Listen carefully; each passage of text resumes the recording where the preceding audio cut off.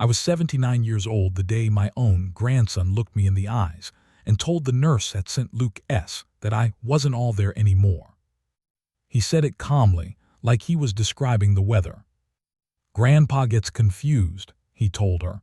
"Sometimes he forgets what day it is. Sometimes he thinks people are stealing from him." I remember the nurse, Rosa, short woman, dark hair pulled back tight, glancing at me with that careful expression they use when they're not sure whether to believe the patient or the family. And I sat there on that recliner chair, smelling stale disinfectant and winter air from the cracked window, pretending not to understand what was happening. Pretending I didn't see the way Aaron kept nudging the conversation toward my forgetfulness. He had no idea I was recording the whole thing. You're probably wondering why a man my age would start secretly recording his own blood. Well, I didn't start with suspicion. I started with shame. Real shame. The kind that comes when the people you love most make you question your own mind. And let me tell you something, friend. Once you start doubting your own memory at my age, you can drown in that, fast. But that day in the hospital, January 18th, 2024, cold, gray, one of those Missouri mornings where the sky just hangs low enough to make you ache, I wasn't drowning anymore. I had already started fighting back. It began with the bank statements. But we'll get to that. What matters right now is this. While Aaron talked about how concerned he was, explaining how he needed temporary power of attorney just to help Grandpa manage things while he recovers, I kept my thumb pressed against the little black plastic recorder taped under the arm of the recliner. It was cheap, $29 from a hardware store in Columbia, but it picked up every word he said. "Sometimes he imagines withdrawals that never happened," he added. "Withdrawals?" He slipped that in real smooth. The nurse nodded. "And you're listed as his primary caregiver." He smiled. That was the part that really burned. It wasn't just a smile, it was a performance. The same smile he used when he played high school baseball and the local paper took his picture. Polished, practiced, proud. "Yes," he said, "I'm the only one helping him now." I wanted to snap right then and there. My voice almost broke through my teeth. But I swallowed it. I had to. Because the truth was simple and ugly. I needed him to keep talking. You ever sit perfectly still while someone builds a coffin around you? That's what it felt like watching him. Every lie was another nail, and I could feel the box tightening around my ribs. "Mr. Lawson," the nurse said gently, "do you ever experience confusion or—" "No," I answered, but my voice trembled and I hated that it did. "I know exactly what's happening." Aaron put a hand on my shoulder like I was his fragile old pet. "It's okay, Grandpa. We're just trying to keep you safe." Safe? Isn't that the word they always use when they're about to steal something? I looked at his hand. Those same hands I'd helped build a treehouse with when he was 10. Those same hands I taught to change the oil on my old F-150. Back then, he used to look at me like I was some kind of giant. Now he looked at me like a broken lock he could pry open. But like I said, he didn't know I had already started fighting. Hidden behind my hospital gown taped against my lower back was the second recorder. Smaller, cleaner, picked up voices even from across the room. I'd tested it the night before with Rose's TV. I wasn't confused. I wasn't imagining things. And I damn sure wasn't letting him gaslight me into a nursing home. Because by the time he started telling people I had dementia, he'd already taken $18,600 out of my retirement account. And that was only the beginning. The funny thing is, he thought he started this. But he didn't. The truth is, friend, I started recording him weeks before he realized I knew anything at all. And the day he learned just how sharp my mind really was. That day changed everything. Before all this, before hospital rooms and secret recordings and watching my own grandson rehearse lies with a straight face, my life was slow, predictable, and frankly pretty damn peaceful. I lived in a little one-story house on Maple Ridge Drive just outside Jefferson City. White siding, porch swing I built in '92, yard that always needed more raking than my knees could tolerate. The kind of place where neighbors still wave when they drive by, whether they like you or not. My days had a rhythm to them. I'd get up early, always before 6, habit from my years at the Ford plant. Even after retirement, my body stayed on factory time. I'd shuffle to the kitchen, brew Folgers in that old red coffee pot I bought the year my wife passed, and I'd sit there listening to the house settle. Houses have a way of talking to you when you get old, creaks, groans, the hum of the fridge. They're like your bones. They speak more than they ought to. Most mornings I'd walk down to the grocery store on Truman Boulevard. 40-minute walk for a man my age, but I liked the movement. Like the cold air in winter waking me up, the smell of lawn clippings in summer. I talked to people, real conversations, the kind you have when you're not rushed. Cashiers, retirees, young moms juggling toddlers. I knew them and they knew me. Small-town Missouri is like that. And Aaron, well, he wasn't always the villain of this story. He used to come by on Sundays, sometimes with a six-pack, sometimes with nothing but that reckless grin of his. He'd sit on the porch swing, updating me on college classes, girlfriends, odd jobs. I'd cook burgers on the old charcoal grill. We talked about everything from the Cardinals' pitching rotation to whether he should move to Kansas City after graduation. "You're the only one who listens, Grandpa," he told me once. I remember that clearly. Summer evening, cicadas screaming in the trees. "You actually care what I say." And I did. Lord help me, I did. I helped him with rent when he was 23 and working part-time at the hardware store. I co-signed the loan for his first used car, a beat-up 14 Civic with a dented back bumper. When he talked about starting his own landscaping business, I gave him $3,000 to buy equipment. No contract, no interest, just trust. That word trust, it feels different now. He twisted it in ways I never imagined he could.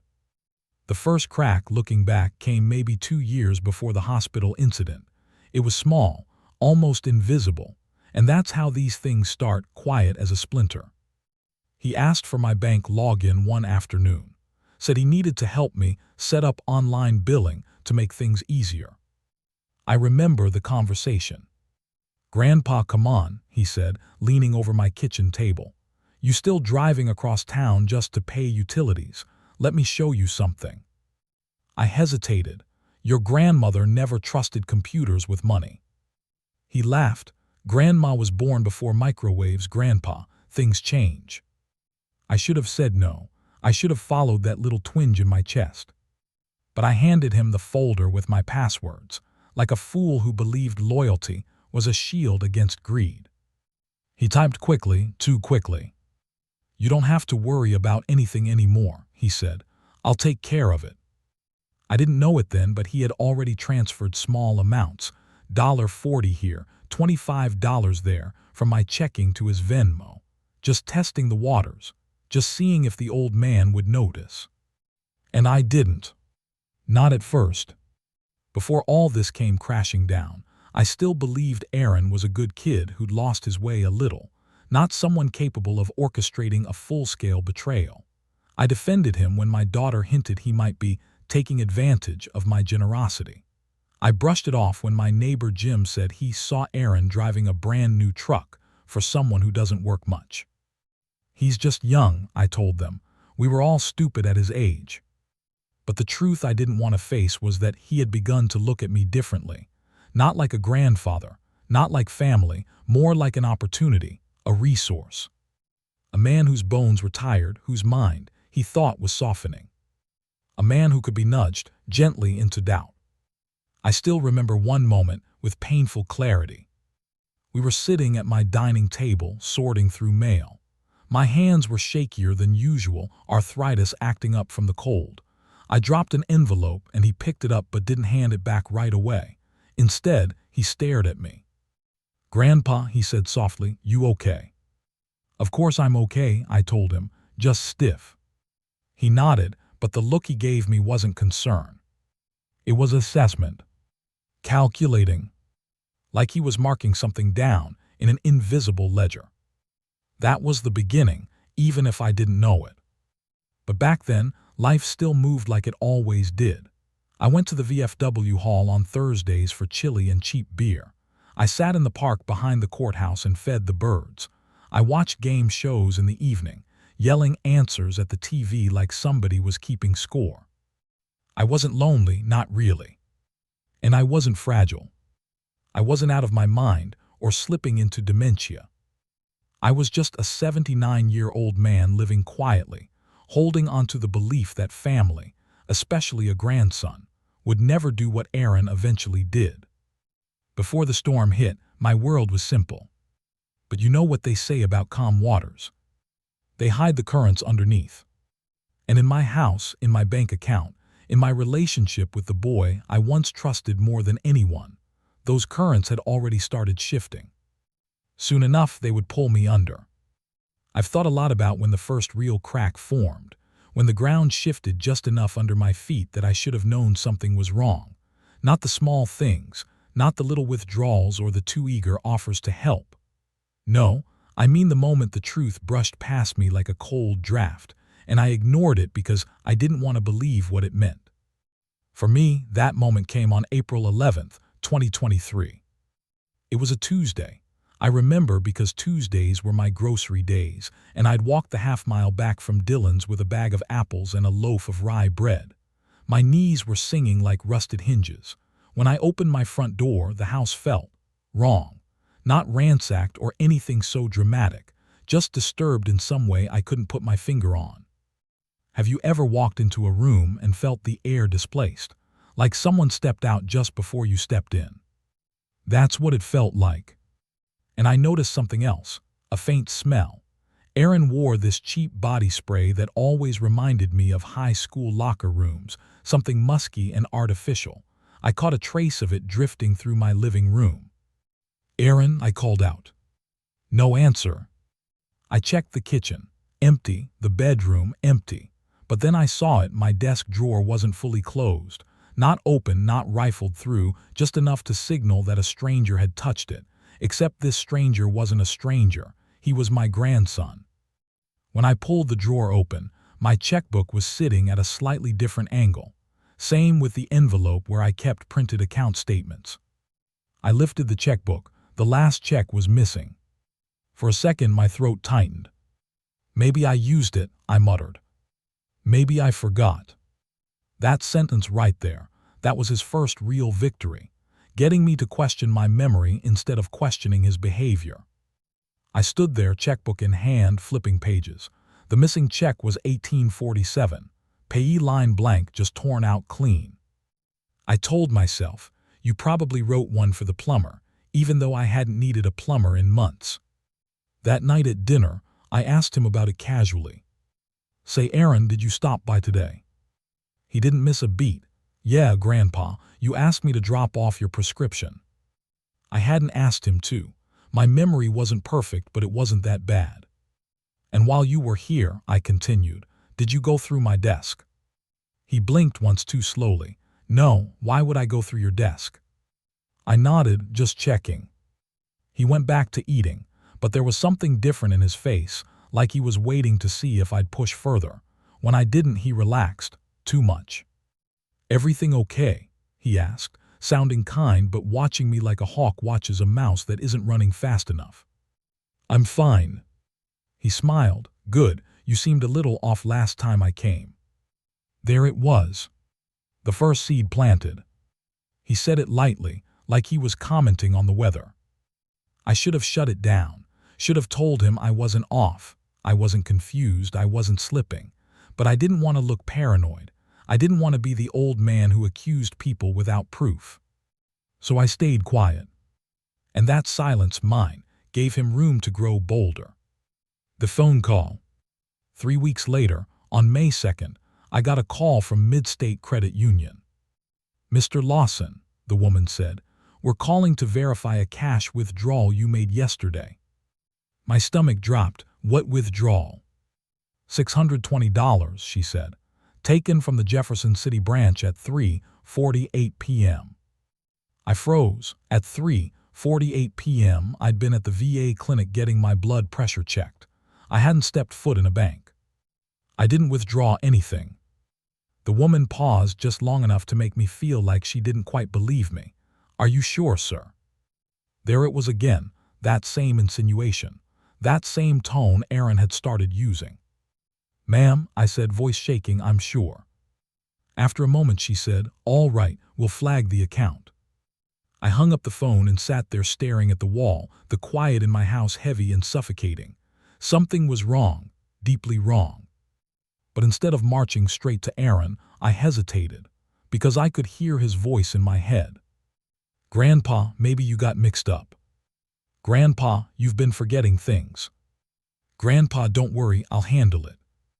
I hated myself for even considering the possibility. The conversation that changed everything. 2 days later I confronted him, subtle, soft, testing the waters. "Aaron," I said while we were sitting on the porch, "did you take out money from my account Monday?" He looked right at me and shook his head, calm, too calm. "No, Grandpa, you probably forgot you went." There it was, direct, cold, rehearsed. "I didn't forget." "Are you sure?" he asked gently. "It's okay if things are getting harder." And God help me, that sentence hit me like a punch in the chest. Because for one terrible, disorienting second, I doubted myself, actually doubted myself. I felt my throat tighten and my eyes sting, not from fear, but from humiliation.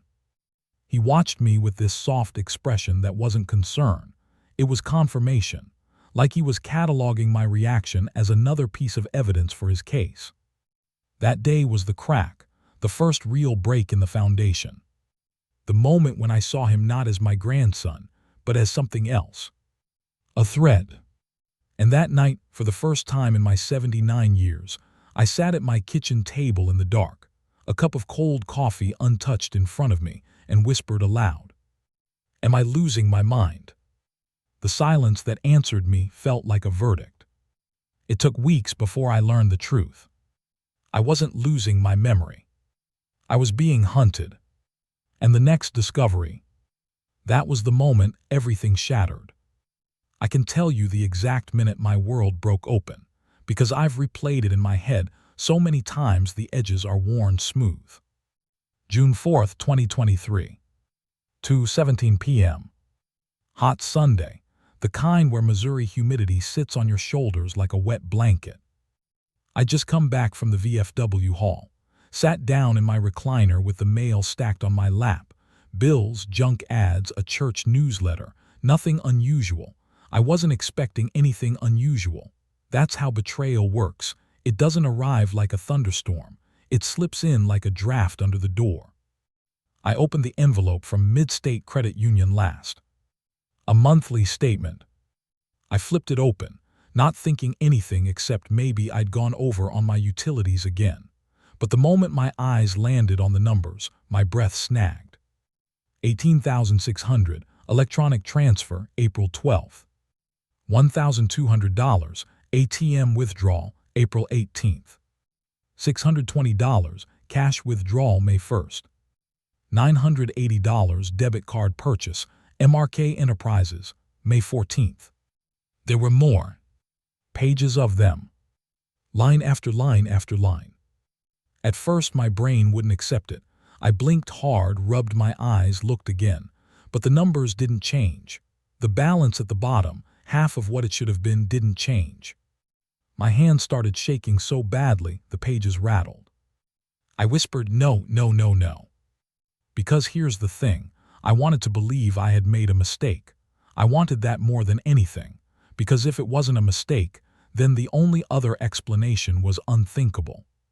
My chest felt tight, like someone had cinched a belt around my ribs.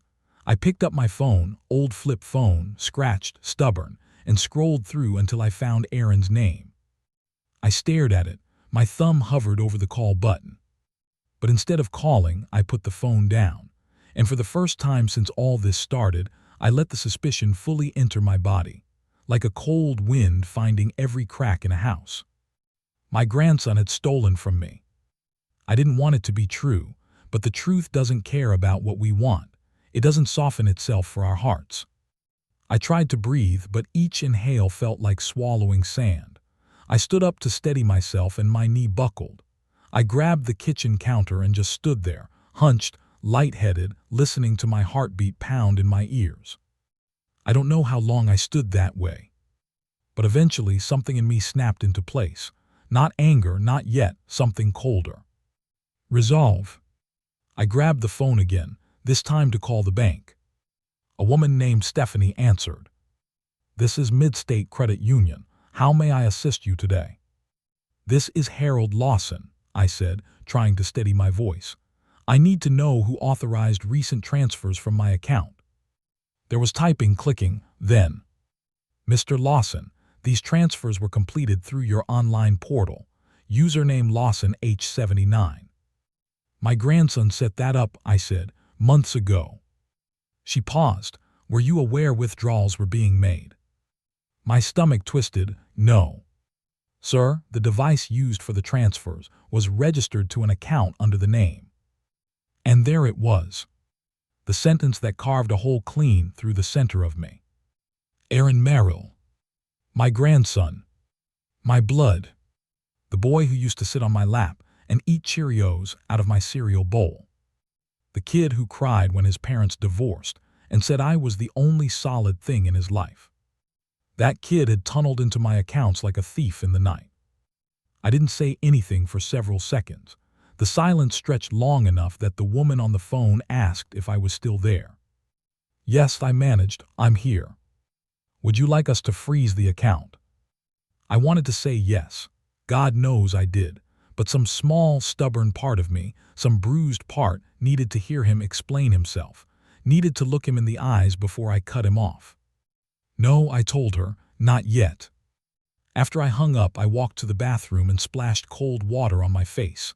The man staring back in the mirror looked older than he had that morning, lines deeper, eyes tired, wounded, disbelieving. How could you do this? I whispered, not to myself, not to the mirror. To him. To Aaron. The confrontation that tilted the earth. When he arrived that evening unannounced, as usual, I was sitting on the couch with the bank statements spread out on the coffee table.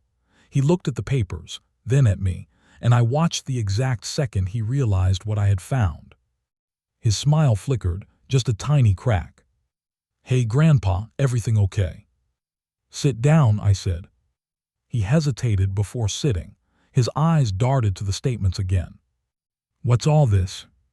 I picked up the first page and held it out. Explain these. He didn't touch it. Instead, he leaned back, crossed his arms, and did something that hit me harder than every line on that statement combined. He sighed. That long, patronizing sigh people use when dealing with a confused elderly stranger. Grandpa, we talked about this. No, we didn't. Yes, we did, he insisted gently. You asked me to help manage your money. You said it was getting too hard. My heart stuttered. I never said that. He tilted his head, softened his voice. It's okay if you don't remember. I swear the room spun. Those words, if you don't remember, landed like a blade, because in that moment he wasn't just stealing my money. He was stealing my reality, my mind, my sense of self. I remember everything, I said. He smiled sadly, shaking his head. You've been forgetting a lot lately. And that's when I realized. He wasn't lying to cover his tracks. He was building a story. A narrative where I was confused, unstable, declining. A narrative where he was the caretaker. And I was the unreliable witness. That was the shattering moment. Not the money.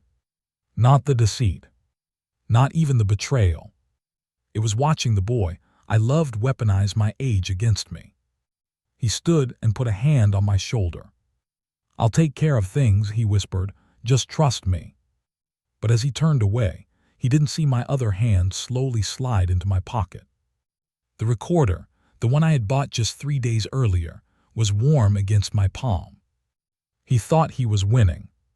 He had no idea that every lie he'd spoken that night was already captured in crisp digital audio. And I wasn't confused. I wasn't fading. I wasn't losing myself. No, I was just getting started. If you'd asked me 10 years ago what it feels like to lose your footing in life, I would have told you it's like slipping on ice, quick, sudden, over before you even know what's happening. But that's not how it truly happens. No, what happened to me was slow, a grind, More like watching the foundation of your home rot board by board while telling yourself it's probably nothing. After that confrontation with Aaron, something inside me cracked, not the angry part, not the vengeful part. That part would come later. No, the first thing that cracked was my confidence, my sense of reality, the quiet belief that the world I'd built, with my hands, my sweat, my years, was still safe under my feet. For weeks after, I walked around my house with a strange heaviness in my chest. I'd open a drawer and wonder if I'd already opened it and forgotten. I'd go to the fridge and stare at a carton of milk, not sure if I'd bought it yesterday or last week. Those small doubts, the ones that slip into your thoughts when you're alone too long, they were poison. Because every time a doubt surfaced, I heard his voice. "Grandpa, maybe you don't remember. You seemed confused.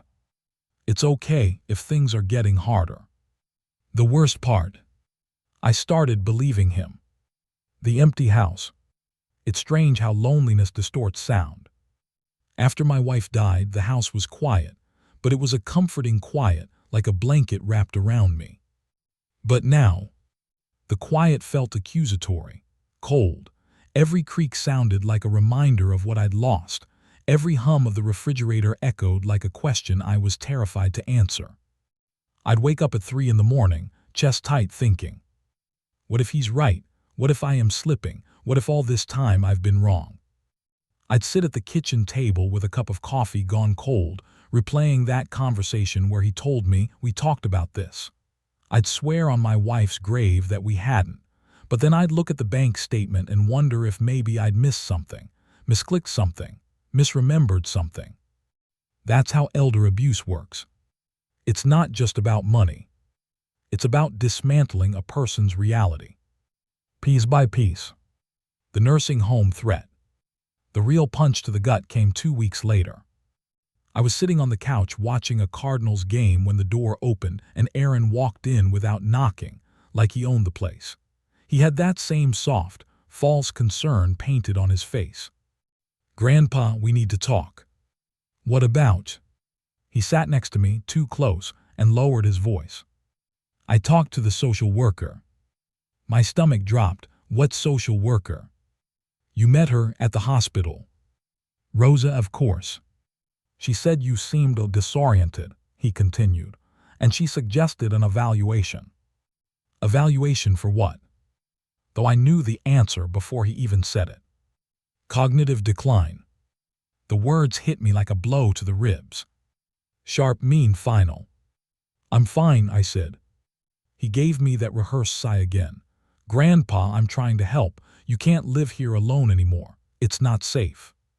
My heart pounded. "You're not putting me in a nursing home." "No one's putting you anywhere," he said lightly, "but we should look at options." "Options?" That word tasted like poison. "You're doing this because you want control of my accounts," I said.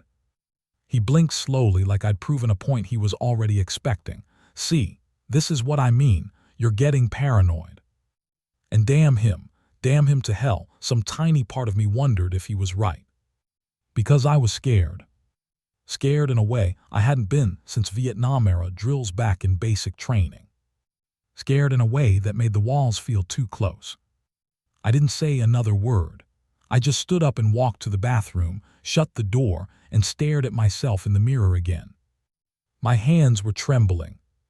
My breathing was uneven. "Get a grip," I whispered. "You're not crazy." But the mirror didn't look convinced. And the worst part, neither was I. The family turns. A few days later, my daughter, Aaron's mother, called me out of the blue. "Dad, Aaron says you've been having some memory issues. Is everything all right?" My mouth went dry. "Is that what he told you?" "He's worried. He says you accused him of stealing." "I didn't accuse him. I asked him." "Dad," she said gently, "he sent me screenshots. You texted him 5 times asking where your money went."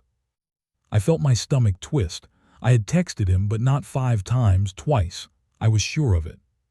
"Send them to me," I said. There was a pause. "Dad, maybe you forgot it happens." And that was the moment, right there, that I realized I was losing more than savings. I was losing my credibility. My voice. the trust of my own family. I hung up the phone and sat in my recliner without turning on the TV. The afternoon light streamed through the blinds in thin, dusty lines. I felt hollow, heavy, like someone had scooped out everything solid inside me and left nothing but echoes. The lowest night. One night late June, maybe the 21st, I woke up around midnight to get a glass of water. As I walked into the kitchen, I caught my reflection in the dark window, just a silhouette, shoulders slumped, back slightly bent, staring at a version of myself I barely recognized. I pressed a hand to the glass and whispered, "Am I losing my mind?" The silence that followed wasn't neutral. It felt like agreement. When I sat back down in my recliner, something inside me quietly broke, not dramatically. No tears, no yelling, just a small internal fracture. The kind a man doesn't want to talk about. For the first time, I wondered if I should just give in. Let him manage things. Let him take the burden. Maybe it was easier that way, easier than fighting, easier than doubting myself every hour of every day. Maybe, just maybe, he was right. Maybe I was slipping. Maybe I was becoming the thing he needed me to be, to justify what he was doing. The thought scared the hell out of me. The turning point in the darkness. But then, right as I was sinking into that pit, my wife's voice came back to me. Clear as day. Soft. Steady. Harold, don't let anyone decide who you are. I don't know why that memory surfaced then at my lowest point. Maybe my mind reached for anything to hold on to. Maybe it was something deeper. But that sentence, her sentence, sparked something small but fierce inside me. I got up, turned on the light, and limped to the drawer where I'd hidden the tiny recorder. I held it in my hand, feeling its weight, feeling its promise. And for the first time in weeks, I felt a flicker of control. A spark. A quiet ember of defiance. He wanted me confused. I'd give him clarity.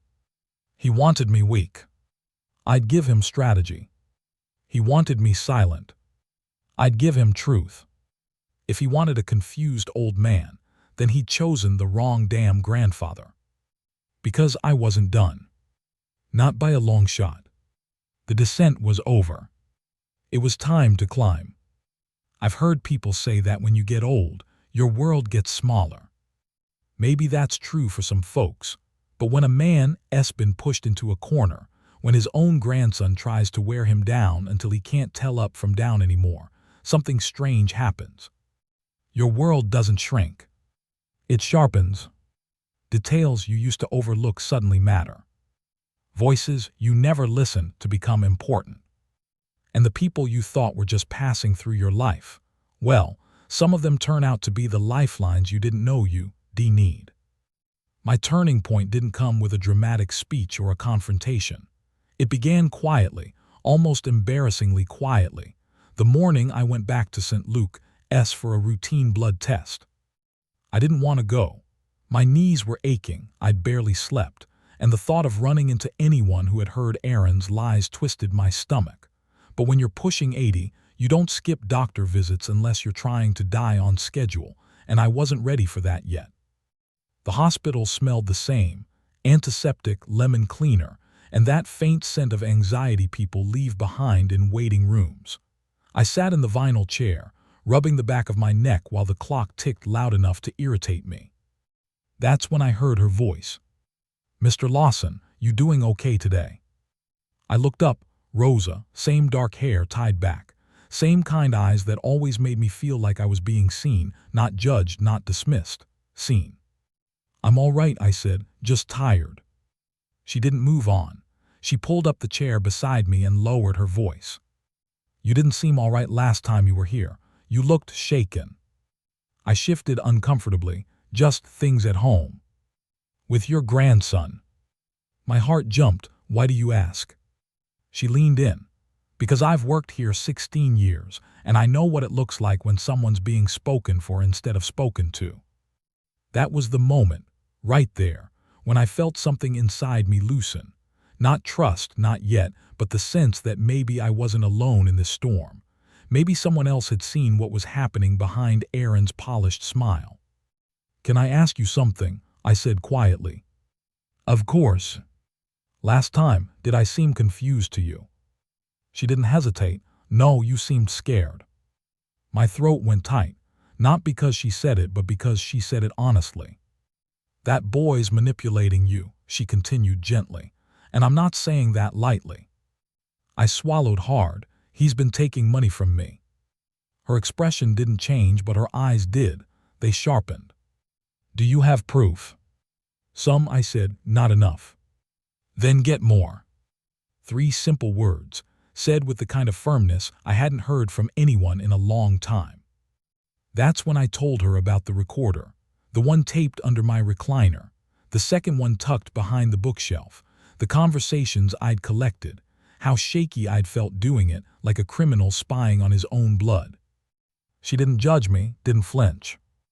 "That's good," she said. "Better than most people your age manage, but you need someone who can help you organize what you're gathering." "Who?" I asked. And that's when she said a name that would change everything.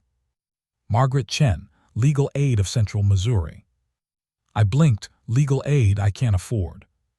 "She works pro bono for seniors," Rosa said, "especially in cases of exploitation." Exploitation. Hearing the word spoken out loud felt like both a slap and a diagnosis. Rosa reached into her pocket, pulled out a small notepad, and scribbled down the number. "Call her," she said, "and Mr. Lawson, don't go through this alone." I nodded, but truth be told, I wasn't sure I had the nerve to call anyone. Shame is a stubborn thing. It gets into your bones. But fate, or dumb luck, stepped in the next week at the grocery store. The kid from aisle 7. His name was Zach.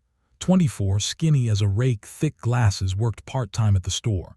I'd known him in passing. He'd carried my bags out a few times, chatted with me about baseball.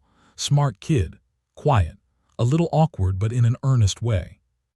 That day, while ringing me up, he glanced at the papers sticking out of my coat pocket. "Bank statements?" he asked. I stiffened. "Just bills." He didn't look convinced. "You okay, Mr. Lawson?" There was something in his voice, concern, not pity, that caught me off guard. Maybe I was just tired. Maybe I was too worn down to keep pretending everything was fine. Or maybe some part of me recognized that this kid, this wiry, soft-spoken grocery clerk, might be exactly the kind of person who'd listen without judgment. So I told him. Not everything, not at first, just enough. "My grandson's been taking money, and he's trying to make people think I'm confused, that I don't remember things." Zach's eyebrows knit together. "That's elder fraud. It's common as hell." I blinked. "How would you know that?" He shrugged. "My friend's dad went through something similar. I helped him gather digital evidence." Digital evidence. The phrase hit me like a spark in dry grass. "You know computers." He snorted. "It's pretty much all I'm good at." "Could you help me?" I asked, feeling my voice crack. He didn't even hesitate. "Yeah, of course, when?"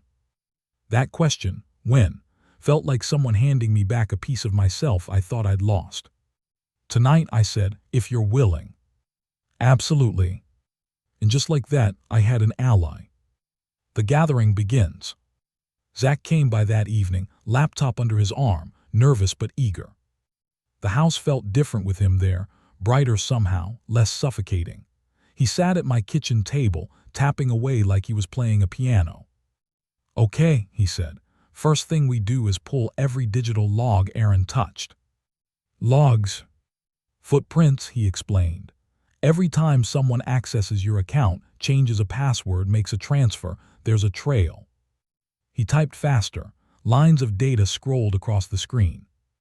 "There," he said after a minute. "See this? These IP addresses aren't yours." "Whose are they?" He pointed. "They match the ones from his apartment complex." I felt heat rise in my chest. Anger, yes, but also relief. Validation, proof. Zach kept going.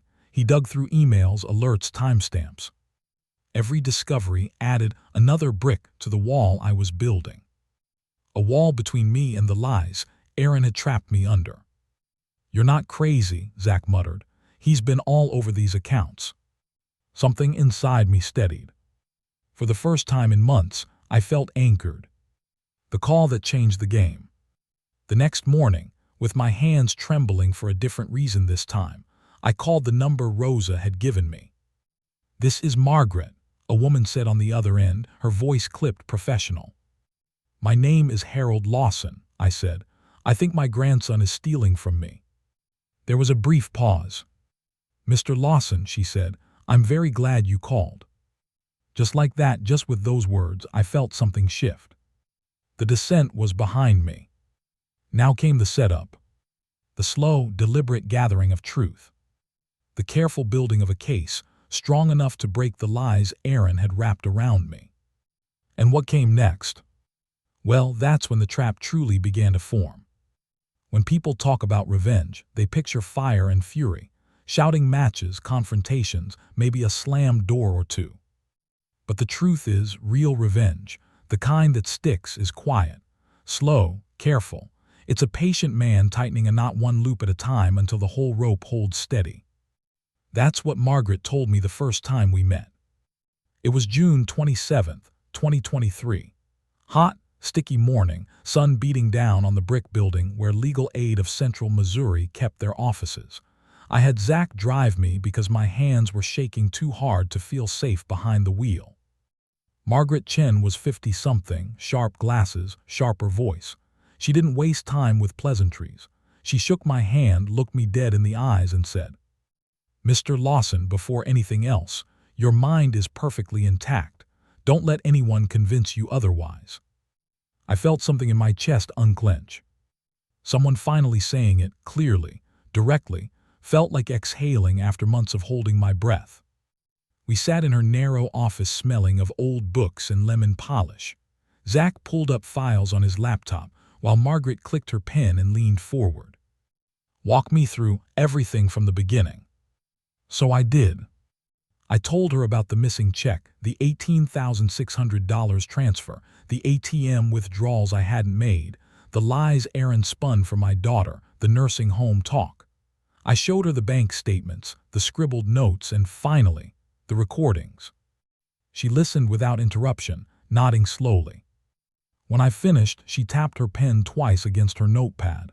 "This," she said, "is a classic case of targeted elder exploitation, and he's escalating." My stomach twisted. Escalating how? "He's trying to establish a narrative that you're confused. If he manages that, he could take everything legally." Zach stiffened beside me. He already has access to the accounts. Margaret turned to him. "We're going to change that, starting today." She outlined the plan with the precision of a surgeon. No dramatics. No vengeance in her tone. Just facts and strategy. "First," she said, "we gather airtight evidence. That means timestamps, audio files, device logs, financial records. Everything Zach can extract, we catalog." Zach nodded briskly. "I'm on it." "Second," she continued, "we lock down your accounts. New passwords, fraud alerts, two-factor authentication." "And third?" I asked. She gave me a grim smile. "We let him keep talking." That threw me. Why? Because right now, he believes he's winning. People who think they're winning get sloppy. They reveal more when they underestimate the person they're stealing from. I sank back in my chair. "So, I just let him keep lying." "For a short time," she said, "but this only works if you don't tip your hand." I didn't love it, but I understood it. If I confronted him too soon, he'd pivot. If I acted confused like he wanted, he'd get bold. And bold thieves make mistakes. The shift at home. Over the next week, I played a role I never imagined I'd have to play, an old man losing his grip. Not dramatically, not caricatured, just subtly enough. When Aaron came by, I let the silence hang longer. I asked him to repeat things he'd said. I let my hand tremble a bit more than usual when I reached for a glass. None of it was fake. My hands really were shaky, my mind really was tired, but I let him see it, feel it. I let him think the sand beneath me was slipping. And he ate it up. "Want me to look over your bills, Grandpa? I can take care of the mortgage payment. Maybe we should talk about that evaluation." His confidence grew by the day. And while he grew confident, Zach and Margaret grew busy. Zach came over 3 nights in a row, staying long past midnight, his laptop glowing on my kitchen table while I sat across from him nursing stale coffee. "Look at this," he said one night, spinning the screen toward me. "He logged into your account while he was standing in your living room." My stomach churned. He did it right in front of me. Zach's keys clicked rapidly. "And here, he changed your recovery email." Meaning he planned to lock you out completely. I felt my jaw tighten. Months of doubt and humiliation hardened into something steely. "Can you reverse it?" I asked. Zach smirked. "Mr. Lawson, I can do better than that." He restored my access, rerouted all alerts to my phone, and installed an app that pinged me every time someone tried to log in. "From now on," he said, "he won't be able to sneeze in your accounts without you knowing." For the first time since this nightmare started, I felt a spark of power, small, fragile, but real. The call that confirmed everything. On July 2nd, Margaret called me. "We're ready," she said. My throat tightened. Ready for what? "To set the trap."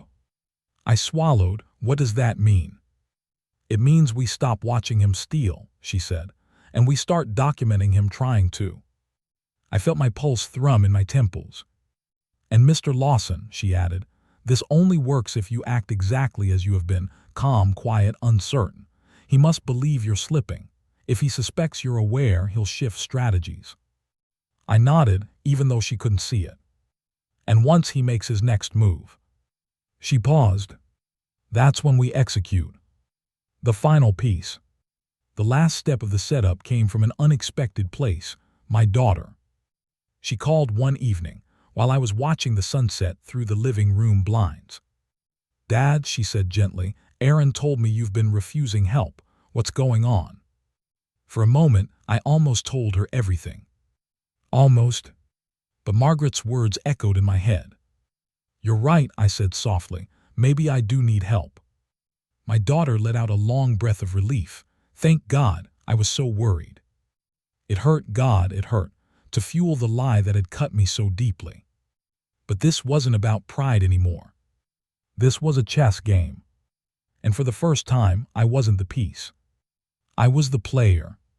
What Aaron didn't know, what he couldn't imagine, was that every step he took now was being recorded, tracked, time-stamped, and funneled directly into a legal file Margaret was assembling with quiet, ruthless precision. The setup was complete. All that was left was to let him make his move. And trust me, he did. There's a moment older folks don't talk about much. The moment when fear turns into something colder, something sturdier. Resolve. That's the word Margaret used. "Mr. Lawson," she told me on the phone the night before everything went down, "tomorrow isn't about confrontation. It's about exposure. You're not fighting him. You're letting him reveal himself." Reveal himself. I held on to those words like a lifeline. Because by early July, Aaron had grown bold, reckless even. He stopped hiding the impatience in his voice when he talked to me, as if dealing with me was some burden he couldn't wait to be rid of. Perfect. That arrogance was exactly what we needed. The morning everything tilted. It was July 5th, still smelling faintly of fireworks and burnt grass from the holiday. My house was quiet, to the point where I could hear the ticking of the wall clock in the kitchen. I sat at the table with a cup of black coffee, hands wrapped around it to hide the trembling. The plan was simple on paper. Let Aaron believe he had full control. Let him push for power of attorney again. Let him make the mistake Margaret said he would. Record every second of it. But living it, feeling it, that was different. I felt like a soldier again, sitting in silence before orders came down, stomach in knots, knowing something was coming but not knowing exactly when. At 9:42 a.m., my door opened without a knock. Aaron. He walked in like he owned the place, like this hadn't been my home for 37 years. He wore that same damn body spray, the cheap musky one, and for the first time, instead of reminding me of his teenage years, It made my stomach twist. "Morning, Grandpa," he said, forcing a brightness that didn't reach his eyes. "We need to talk." "Showtime." I took a slow sip of coffee. "All right." He sat across from me at the table, pulling out his phone. The screen light reflected off his face, and for the first time, I noticed how cold his expression had become. "Okay," he said. "I talked to the social worker again." I nodded weakly, letting my shoulders slump just enough. "She said you didn't come in for the evaluation." "My knees were bad," I said softly. "I forgot." His eyebrows lifted just slightly. He liked that answer, liked the idea of me being forgetful. "Exactly," he said. "This is why we need to take the next step, for your safety." There it was, the pitch, the hook. He set his phone down and folded his hands, leaning forward like a doctor delivering a diagnosis. "I've spoken with a lawyer," he said. "We can file temporary power of attorney today. It won't be permanent unless it needs to be." My chest tightened, not from confusion, not from fear, but from rage. Deep, quiet, controlled rage. I kept my face blank. "If you think that's best." He nodded slowly. "Good, I'm glad you're being reasonable." He reached into his backpack and pulled out a thick stack of papers. That was the moment Margaret had predicted. "He'll bring documents," she had said. "He'll make you sign something. He'll think he's guiding a confused elder. That's when you hit the recorder." I reached under the table and pressed my thumb against the little device taped beneath the edge. A soft click. Recording started. "Why don't you read it to me?" I asked quietly. He sighed. "Grandpa, it's just legal jargon. You don't need to." "I'd feel better if you did." He gave me that fake, tender smile again, the one that used to make me proud but now made me sick. "Okay," he said, flipping through pages. "This part just says I'll help manage your finances." "Manage," I repeated weakly. "And this section here, it just gives me the authority to sign checks, transfer funds, and handle your accounts." I looked at him, letting my eyes water just slightly. "So you'll take care of everything?" He placed his hand over mine. "Yes, I'll take care of everything." The recorder caught it all. His voice, his confidence, his manipulation, his admission. And then came the moment that sealed it.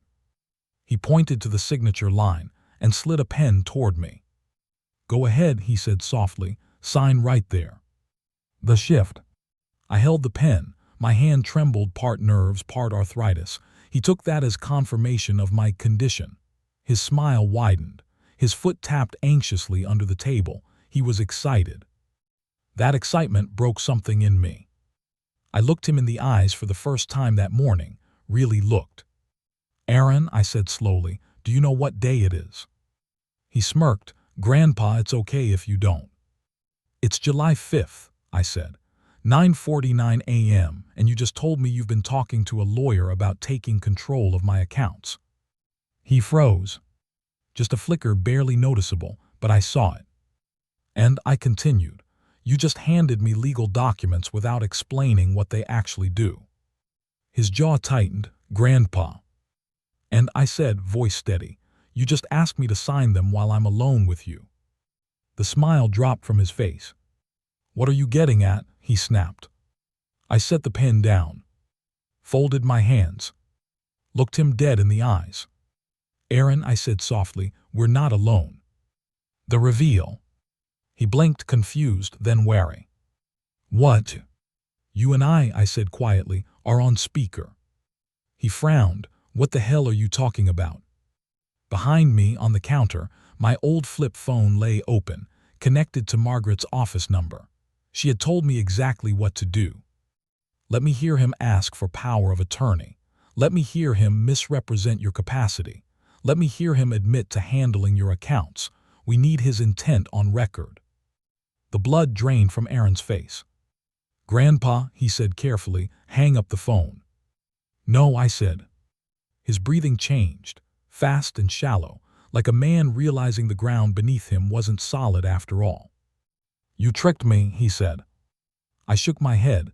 "No, Aaron, you tricked yourself." He stood abruptly, knocking his chair backward. "Give me the phone." I didn't move. "If you touch that phone, you'll make this worse." "You're confused," he snapped. "You don't know what you're doing." But the recorder under the table caught the panic in his voice. And the phone on the counter caught every lie unraveling. "You've been using my accounts," I said calmly, "accessing them from your apartment, taking money you didn't have permission to take." He shook his head violently. "No, I was helping." "Aaron," I said quietly, "we have the logs." The silence between us stretched. Long, tense, breaking open reality. "Who the hell is we?" he demanded. And that was when the knock came at the door. 3 sharp raps. His head whipped toward the sound. Mine didn't, because I already knew who it was. Margaret had told me earlier. "Once we have the recording, I'll send someone to you. You won't face him alone." Aaron's voice cracked. "Who's here, Grandpa?" I didn't answer. The past few months, every lie, every manipulation, every withdrawal, had led to this exact moment. The execution had begun. The knock at the door echoed through the house harder than it should have. 3 sharp raps that made Aaron's face drain of all its practiced confidence. For a split second, he looked like the little boy who used to cling to my pant leg when thunderstorms rolled through Jefferson City. But that boy was long gone. And the man standing in front of me now was cornered. "Grandpa, who's here?" he whispered. I didn't answer. Instead, I raised my voice enough to carry toward the front door. "Come on in." The knob turned, slow and steady. The door opened, letting in a slice of hot Missouri sunlight, and 2 figures stepped inside. Margaret Chen, and a county sheriff's deputy in a tan uniform, badge catching the light. Aaron staggered back like he'd been hit. What the hell is this?" he stammered. Margaret gave him a polite little nod, the kind you'd give to someone who'd run a red light and now had to face the ticket. "Good morning, Aaron," she said. "I'm Margaret Chen, legal aid attorney representing your grandfather." "My what?" His voice cracked high and brittle. "Grandfather," Margaret repeated evenly. "The man you've been financially exploiting." The deputy stepped forward, slow and deliberate. "Son, why don't you step away from the table?" Aaron turned toward me, eyes wild. "You called a lawyer on me, "No," I said quietly. "I called for help." He scoffed, but the sound was shaky. "You don't even know what's going on. You're confused." Margaret raised a hand. "No, Aaron, he's not confused. We have copies of the financial logs, the IP traces, the transfer timestamps, and—" She tapped the folder in her hand. "The audio recordings of you misrepresenting his mental capacity." His mouth fell open. "Recordings. Plural." "That's right," I wanted to tell him. "Every time you sat here and smiled that rehearsed smile while calling me confused, I was collecting receipts." Zach stepped out from behind Margaret, holding his laptop like a shield. I didn't know he was coming. Margaret must have brought him for technical backup. He avoided eye contact with Aaron and set the laptop on the table. "I pulled everything," Zach murmured. "All the login data, all the transfers, every alert from the account's backend." Aaron's face twisted. "You little." "Watch it," the deputy said sharply. Zach stepped back, pale but steady. The moment truth hit, Margaret slid a printed page across the table toward Aaron. "This," she said calmly, "is the transfer log for the $18,600 withdrawal. Same IP address as your apartment Wi-Fi. Same device signature as your phone." "That's not, I didn't." "And this," she continued, sliding another page, "is the ATM footage from May 1st. You withdrawing $620 with your grandfather's card at the Jefferson City branch." His knees actually buckled for a moment. He caught himself on the back of a chair. "And this," she added, placing a 3rd sheet on the stack, "is the recording from 10 minutes ago where you attempted to coerce your grandfather into signing power of attorney under false pretenses." The deputy crossed his arms. "Quite a collection here." Aaron's breathing turned ragged. "Grandpa, please tell them. Tell them I was helping you. Tell them you're just mixing things up." I stood slowly from my chair. My knees cracked, reminding me of all 79 years I carried on them. I reached into my pocket and took out the little recorder Zach helped me set up weeks ago. I clicked it off, set it gently on the table, watched Aaron's face collapse as the tiny red light died. "I'm not confused," I said softly. "I never was." He took a step toward me, shaking his head violently. "Grandpa, please, please, I'm your family." "I know," I said, "and it hurt. God, it hurt. That's what makes this the worst thing that's ever happened to me." His lips trembled. "I didn't mean to, you wouldn't understand." "You stole from me," I said. "You tried to put me in a nursing home. You told people I was losing my mind."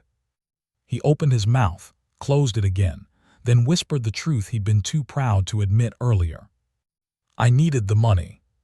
The silence that followed felt like a final breath leaving a dying body.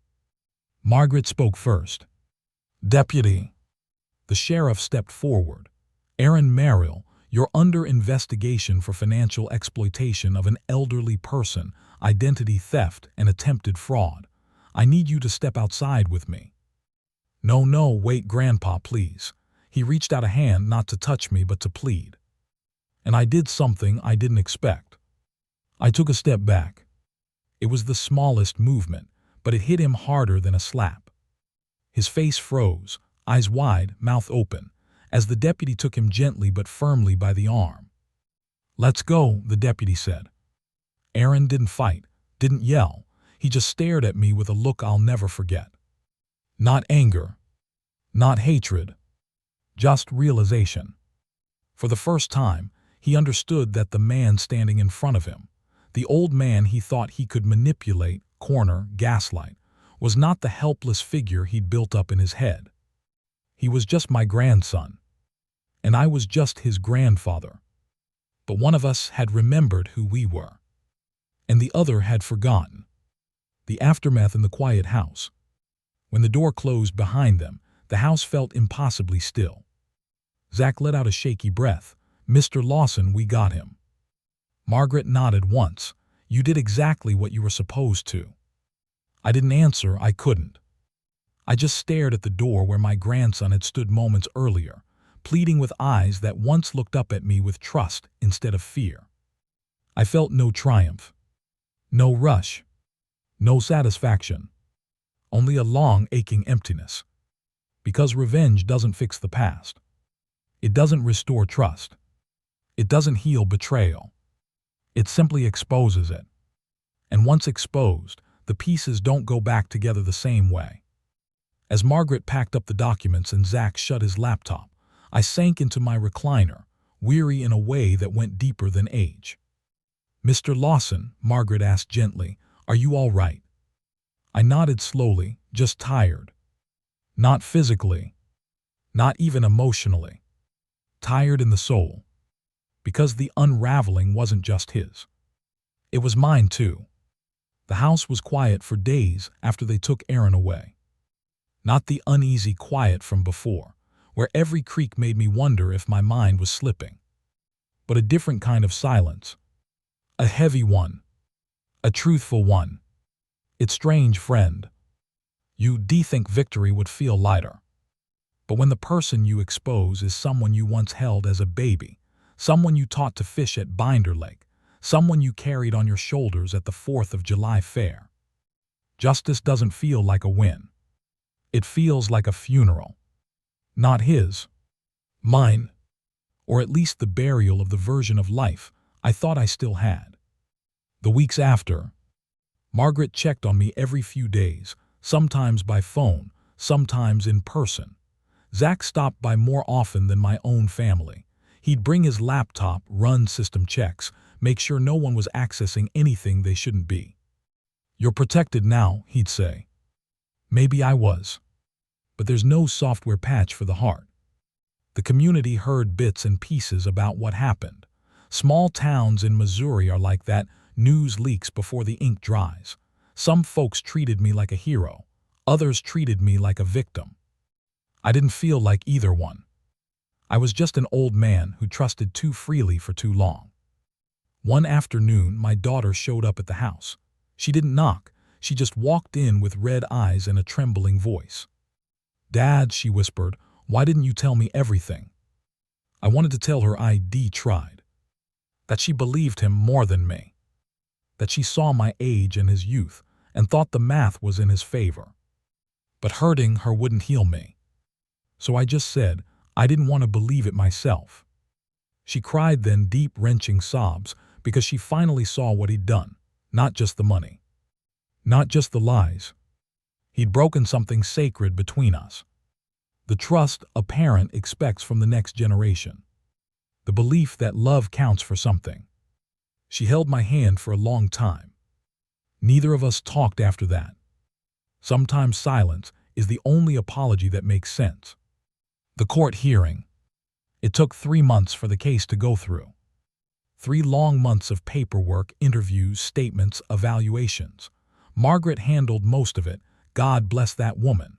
She was tenacity in a blazer. On the day of the hearing, the courthouse in Jefferson City smelled like old wood and cold air conditioning. I sat on a bench, hands folded in my lap. Zach was beside me. Margaret paced like a general preparing for battle. Aaron walked in with a public defender and eyes that had lost their fire. He didn't look at me. Not once. His mother sat behind him, crying quietly into a tissue. The judge reviewed everything. The logs Zach extracted. The bank statements. The recordings, every last one. And the attempted power of attorney coercion. The judge, a stern man with silver eyebrows, looked at Aaron and said, "You exploited your grandfather's trust, his finances, and attempted to undermine his mental capacity for personal gain. This court does not take that lightly." Aaron's jaw clenched. His eyes stayed on the table. I didn't look at him. Couldn't. He received probation, restitution payments, mandatory counseling, and a ban from accessing any financial accounts belonging to vulnerable adults. Some folks told me it wasn't harsh enough. Others said it was too harsh for just a mistake. But justice isn't about punishment. It's about truth. And the truth was on record now. That was enough. Where things stand now. I still live in the same house on Maple Ridge Drive. Still drink my morning coffee. Still walk slowly to Dylan's when my knees allow it. But life feels different. Smaller in some ways. Heavier in others. Clearer in all of them. I've learned to keep my passwords to myself. Learned to trust my instincts again. Learned that even at 79, you're not too old to fight for your own name. I see Zach every week. He comes by to check my computer, talk baseball, share whatever new gadget he's tinkering with. He's like the grandson I thought I had. As for Aaron, he hasn't contacted me. I don't expect he will. Forgiveness is complicated when the wound is carved into the very bones of your identity. Maybe one day. Maybe never. But I don't hate him. That's the part no one understands. I hate what he did. I hate who he became. But the memory of the boy he used to be, the boy who used to fall asleep on my recliner with a baseball glove on his chest, that memory is still tucked somewhere inside me. You can't surgically remove love from a heart that's lived this long. It stays even when everything else goes. The final truth. People ask me sometimes if it was worth it. The recordings, the planning, the trap, the courtroom showdown. Yes, it was worth it. Not because I wanted revenge, but because I needed the truth to survive. When someone steals from your bank account, you lose money. When someone steals from your mind, your reputation, you lose yourself. Getting that back, that's priceless. I sit on my porch most evenings now, watching the sun drop behind the oak trees. The cicadas start up. The breeze cools off. Sometimes a neighbor waves. Sometimes I wave back. And when the house creaks at night, it doesn't sound like a judgment anymore. Just a home settling after a long storm. I'm still here. Still myself. Still Harold Lawson. And no one, not even my own blood, gets to take that from me again.